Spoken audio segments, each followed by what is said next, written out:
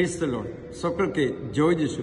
2025 সাল পয়লা জানুয়ারি আমি তোমাদের সকলকে খ্রিস্ট যিশুর আশীর্বাদ যাচনা করি, প্রার্থনা করি।